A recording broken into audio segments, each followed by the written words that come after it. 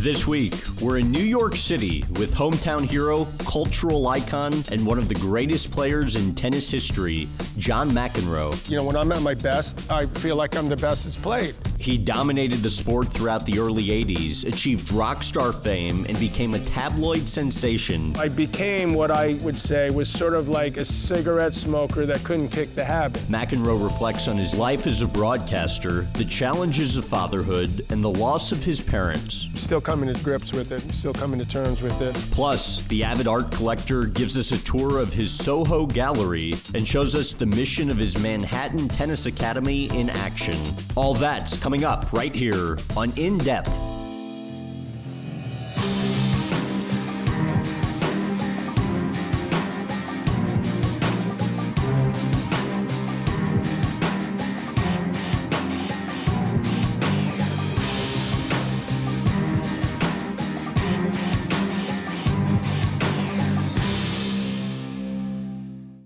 So your antics on the court, obviously, part of what you've gotten criticized for over the years, but also what's endeared you to tons of fans as well. The quarterfinal at Longwood Cricket Club in Boston.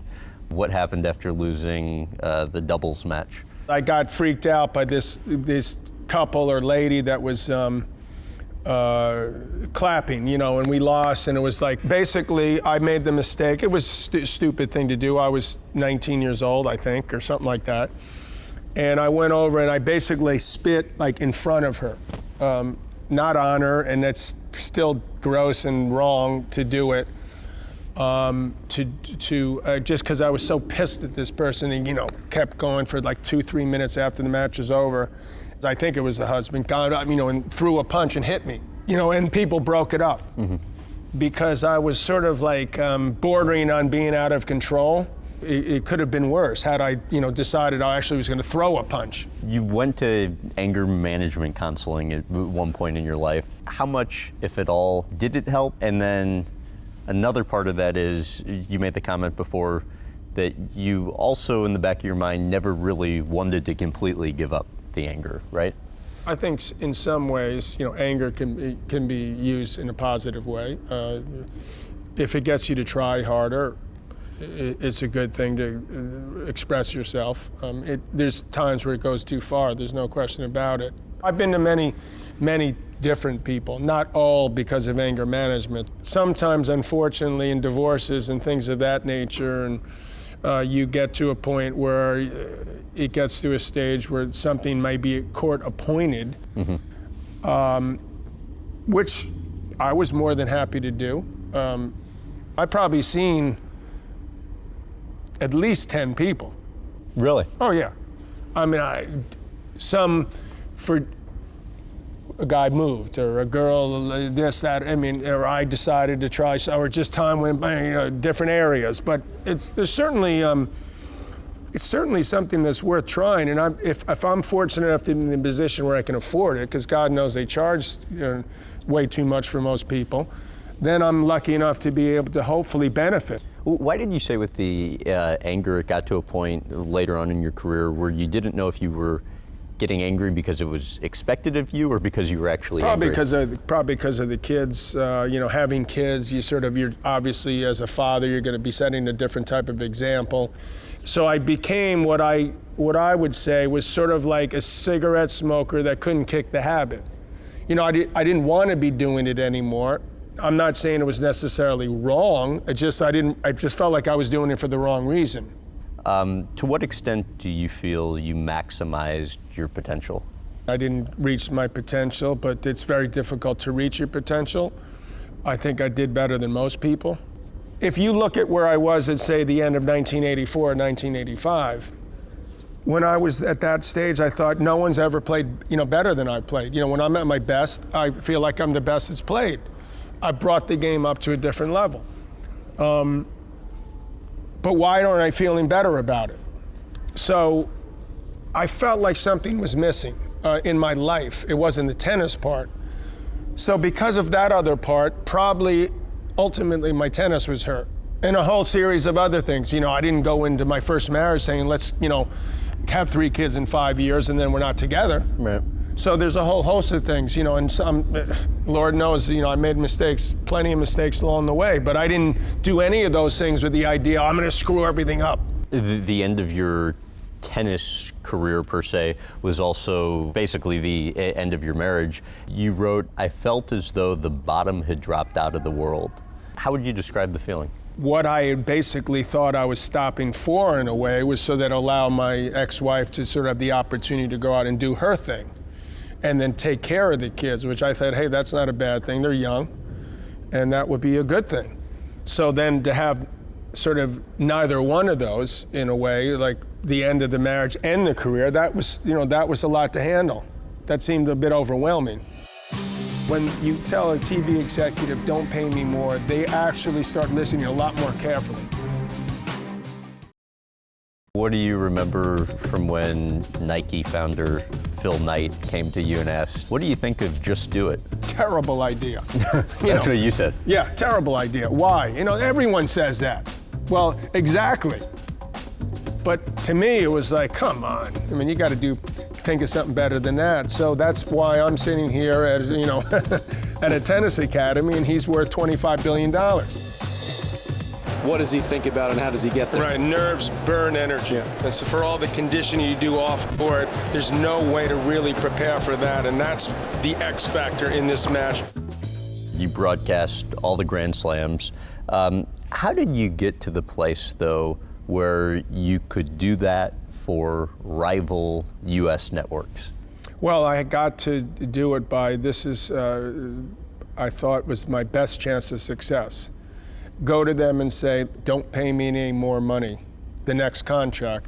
Just give me the same contract, but let me call, in the case of, I was with NBC, was my original broadcast company. Let me call CBS, because I used to work for USA, and they cover it through the quarters, and then the last 3 days I'd have egg on my face. And what about the semis and finals? And then it felt like there's something missing. So boy, it'd be nice if I could figure out a way to get to be able to do the whole tournament. So I think that the key was, when you tell a TV executive, don't pay me more, they actually start listening a lot more carefully. Andy Murray, serving to win Wimbledon, become the first Brit in more than 75 years to win the Grand Slam. I was talking to our shared friend, your partner in the booth, Chris Fowler. You guys say nothing for like 6 straight points during the broadcast. Take me into the booth and what you're thinking as a broadcaster for those points. Well, as a broadcaster, I think, and oftentimes in tennis, but in all sports, they feel like they have to hear themselves talk. To me, it's not about me anymore, and there's nothing I need to say. It's actually better. Some of my best work is when I've shut up. When Federer played Nadal, the 2008 Wimbledon final, I didn't say almost anything in the entire 5th set, because what I saw was giving me goosebumps. And you know, you don't need it. You're better off, in my opinion, not saying anything and letting it just speak for itself. I believe that that especially in those type of moments, that's really where you need to sort of step back. Broadcasting is only one of the ways McEnroe stays connected to the game since retirement. 2010 marked the opening of the John McEnroe Tennis Academy in Manhattan. His program offers a central, urban location and flexible schedules to reach kids not normally exposed to the sport. John McEnroe is one of the greatest players of all time, so it's just such an honor for him to be on our court. He does give everyone tough love, but you just have to look at it like he wants the best for you and he wants you to do even better than what he did. I think he brings a lot of different perspective. He's hard on us, but in a good way, and pushes us to our limits. McEnroe's charity, the Johnny Mac Tennis Project, has also awarded more than $5 million through both community programs and scholarships. This isn't just about, okay, so you can become a professional tennis player. You've got to sort of set them up for life in a way, and if you can do that by, you know, getting them out of a situation that is a difficult one to putting them into one where they have something to look forward to and go to, I consider that a success.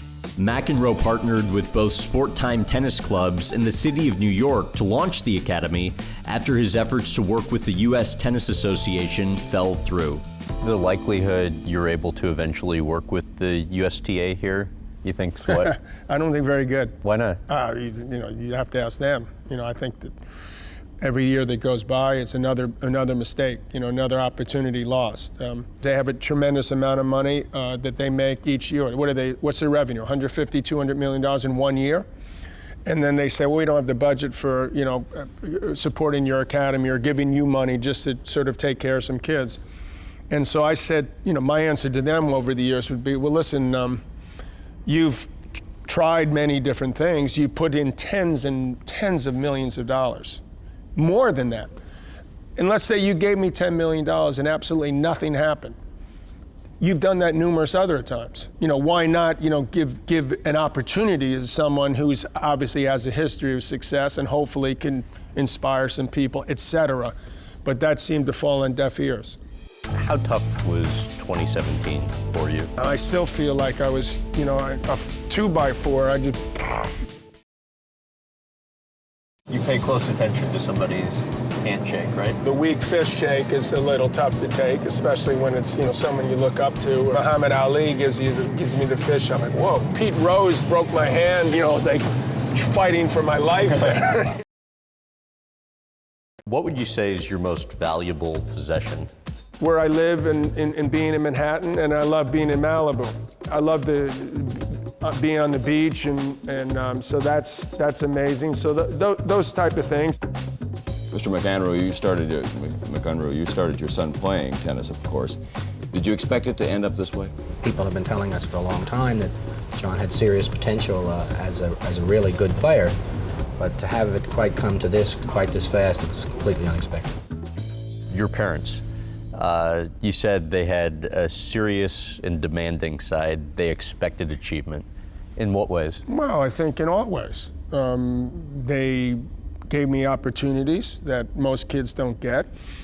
And so in return, it was expected, so the way I see it, was to be able to give everything you had in terms of whatever it was. You go out and play sports, or more importantly, do good in school, and so at least set yourself up if it just doesn't work out. It wasn't like at 12, I'm like, I'm gonna be a tennis player.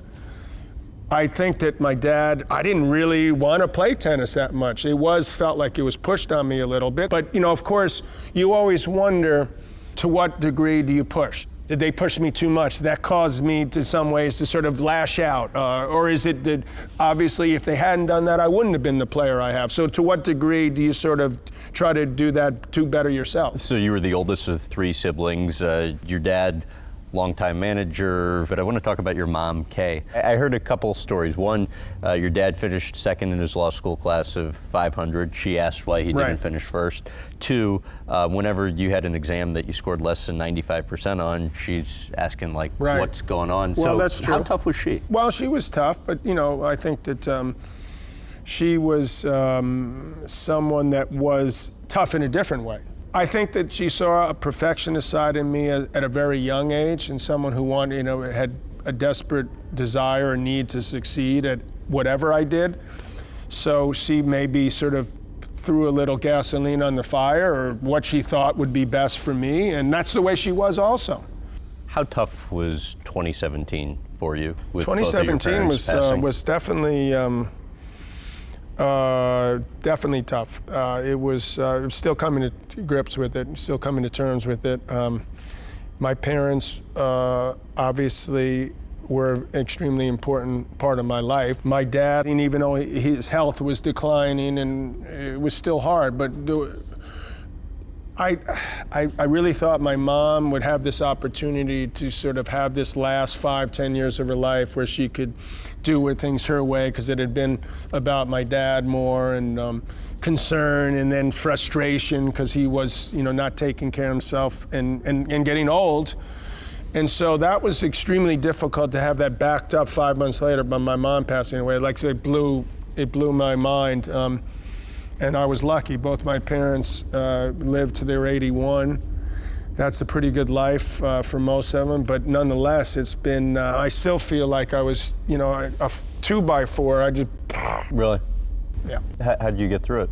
I'm not through it. I'm still dealing with it. But I think, look, you got to just spend time, whatever time it takes, to look at the glass half full as opposed to glass half empty, and hopefully just putting forth into place whether it's with relationships again, or the future may hold in terms of work, or where I want to live, and really basic things. Do I want to make changes in my life? I really think these things through and take my time and realize how important that is for me. So you have 6 kids of your own. Your son, Kevin, wrote a novel which had great reviews. In some of the interviews he gave around the novel, he made the comment that he felt like he struggled to live up to your expectations. How tough was it for you to read that? Well, it's tougher for me to see my kids feel like they have a hard time living up to my expectations. One of the reasons why I really pushed my kids away from tennis is because I didn't want them to have to live up to sort of, you got to be better than John McEnroe. And in addition to the fact that it'll be, there's McEnroe's kid, how does he act? So I felt like, And when your parents incredibly successful, regardless of the field, it probably has to be tough. Yeah. I would like to hope that it's a good problem to have, but I don't think I was as sympathetic as I could have been. What I wanted to try to have the kids to have, like a fire in the belly for whatever they wanted. You want to write a book, great. You want to act, okay. Whatever it is you want to do, but you just got to go all in with it. And so that's the part where, if I feel like I could have done better, I could have figured out a better way to sort of get them to understand that and be more supportive and understanding of the difficulties it is to sort of live up, sort of maybe if that's what he's feeling. So these are all exactly why, to me, there's again nothing more rewarding or difficult than being a parent.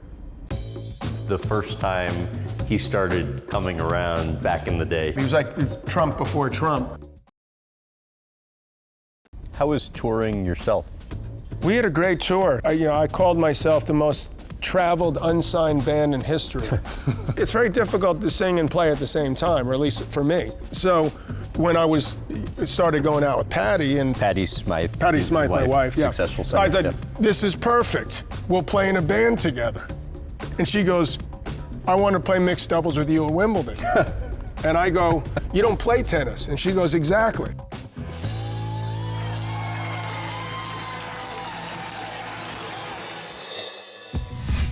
Having been introduced to the New York art world in the 1980s, tennis legend John McEnroe has grown into an avid collector himself. In 1994, he opened the John McEnroe Gallery in Lower Manhattan. You had a Renoir, sold it, had a Picasso, sold it. You just sold one recently for $10.4 million. How do you go about deciding whether to sell?